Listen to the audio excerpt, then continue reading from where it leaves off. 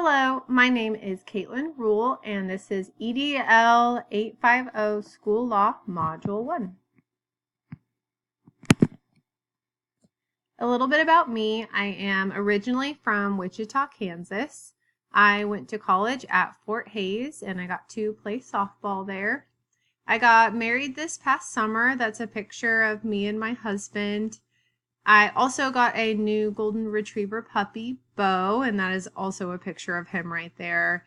I am just completely obsessed with him, so I had to add him in here. And I am also expecting a baby girl in April, so I just decided to do it all this year. Some professional background.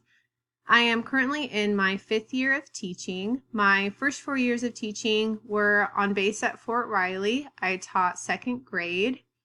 And now I am currently located in Overbrook, Kansas, but I teach in Auburn, Kansas. I teach 2nd grade and I teach 2nd grade at Auburn. It is my first year at Auburn Elementary.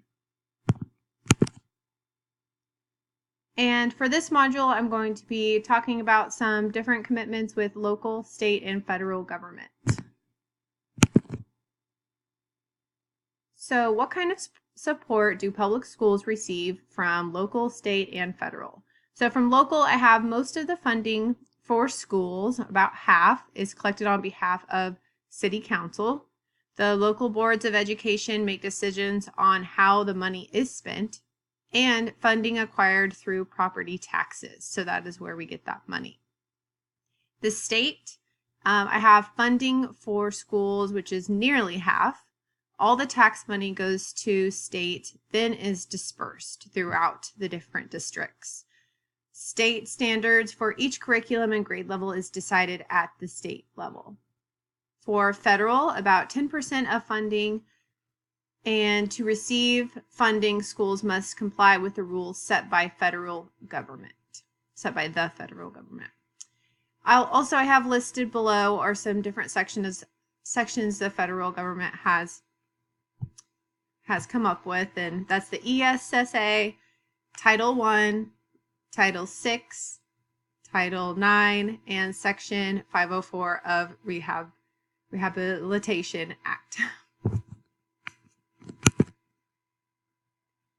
Next, who is in charge of these various levels of local, state, and federal? So for local, I have looked up the USD 437. That's the school I work at right now, or the district.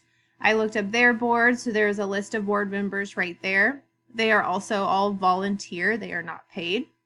Then I have my superintendent, Scott McWilliams, and he is paid. Then I have a list of state board of education members, and they are all volunteer as well. Then I have the governor, Laura Kelly. She is paid. And I have the commissioner of education, Randy Watson, and he is paid as well. Then for federal, I have the secretary of education, Betsy DeVos, and she is also paid.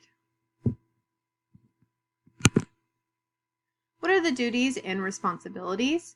For local, I have the school board makes the decisions on hiring superintendents, hiring personnel, and making those curriculum decisions.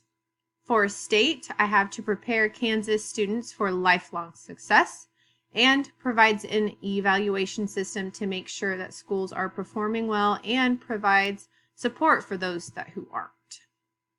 For federal, I have schools that do not perform standards 2 years in a row may be required to replace teachers, curriculum, etc. They are also in charge of creating rules, creating regulations, and protecting the students of all special needs and the ESSA, Elementary and Secondary School Act, along with the different parts that I stated in the last section.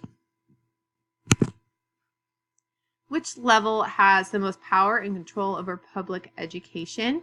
I said that it was state because the state governments exercise primary accountability and oversight for government. They run the schools. Which of the 3 levels of government have the most influence over the NS number 6 components. So I have each component there. For the component 6.1, I have the local being the one who has the most influence over that one. For component 6.2, I have the state and federal being the ones who have the most influence over 6.2. And then for 6.3, I have all three, the federal, state, and local. They kind of split that influence together. How does all of this support the education and educational success and well-being of each student and adult? Well, I have that they all really help the policy, the staffing, curriculum, money, health, safety, and support and protection of kids with special needs. That all comes together to help support the success and well-being of each student and adult. And then I have a list of my references. Thank you.